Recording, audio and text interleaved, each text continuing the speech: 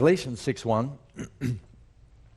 Brethren, if any of you is overtaken in any trespass, you who are spiritual, restore such a one in a spirit of gentleness, considering yourself, lest you're also tempted. First thing I need to address before I dive into this, is it appropriate if you are a Christian, if you see a brother or sister and it looks like they are wandering in their faith or they are struggling, if you go and you confront them and say, brother, sister, you know, I recognize you're having a problem. Is that appropriate or is that judging them? What did God say to Cain? Where is your brother? And what did Cain say? Am I my brother's keeper? That's his problem. Who am I to judge? You ever heard someone say, if you're going to go talk to someone in the church that looks like they're maybe they're having problems, maybe their marriage is falling apart, they need a little encouragement, or maybe there's some sin in their life, and you go talk to them and say, is it true that you're having a problem with alcohol? Maybe we could, oh, don't judge me. Who are you? You got your problems. I got my... You ever heard that before? Yes. Is it appropriate for a Christian to talk to somebody who is struggling in their faith? If a man is overtaken in any trespass, you who are spiritual. Now, who would say, I'm spiritual enough? But obviously, Paul thinks some of us ought to think that we are connected with the Spirit. You ought to go to that person and work to restore them. This is a teaching you just don't hear much of in the church today, but it is a biblical teaching that if you're walking with the Lord, part of that means that we bear each other's burdens and you care about those who are struggling. And if you see a brother or sister and they're weak in their faith and they're battling to walk with the Lord, don't publicly embarrass them, but, make an appointment, go talk to them, say, hey, can we talk alone? And say, hey, how's it going? And then talk to them. Gently, don't judge them, don't condemn them, but try and bring them around. And do it how? Do it in a spirit of gentleness, considering yourself, lest you also be tempted. If you do it with an arrogance like, I'm holier than thou, you're setting yourself up for failure and temptation, because that's pride. And so it ought to be done in a spirit of meekness, but we should care about each other. I think a lot of churches would be much stronger if the members watched out for each other. Amen? It's like we say, well, that's their problem. I'm not going to judge them. That's kind of the attitude today. But we ought to make each other accountable. Someone in a minute's going to read Matthew 18:15. And you'll have that, okay? I'm going to read a couple other verses. Here's one from Job. Same principle. Job 4, verses 3 and 4.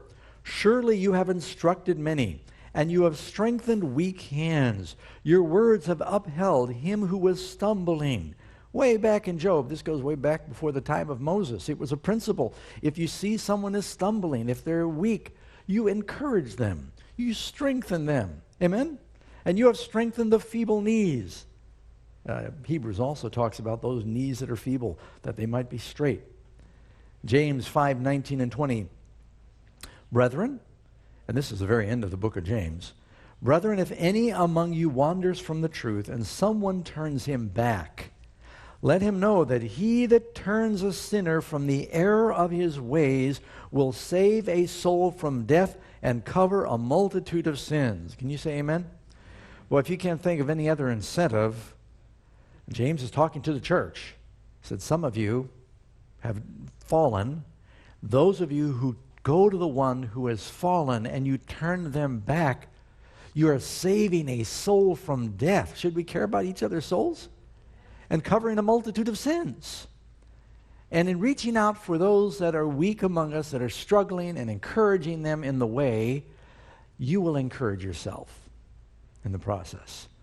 Because with Christianity, it's like a muscle. If you don't use it, you lose it. As you give it away, you will become stronger. As you share your faith with others, your faith will be strengthened. All right, go ahead, read for us, please, Matthew 18:15.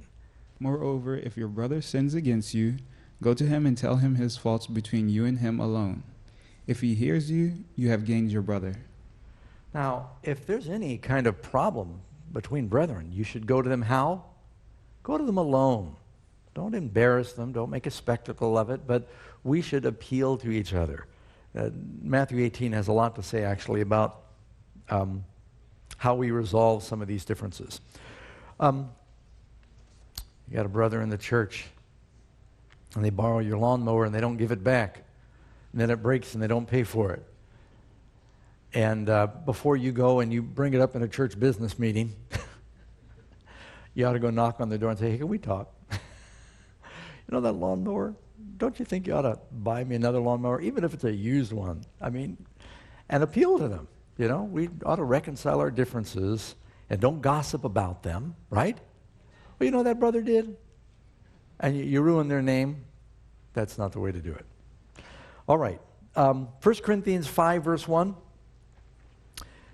Now, there's a time when churches, not just in individuals, churches collectively need to make the members accountable for the purpose of being redemptive, not just for executing wrath.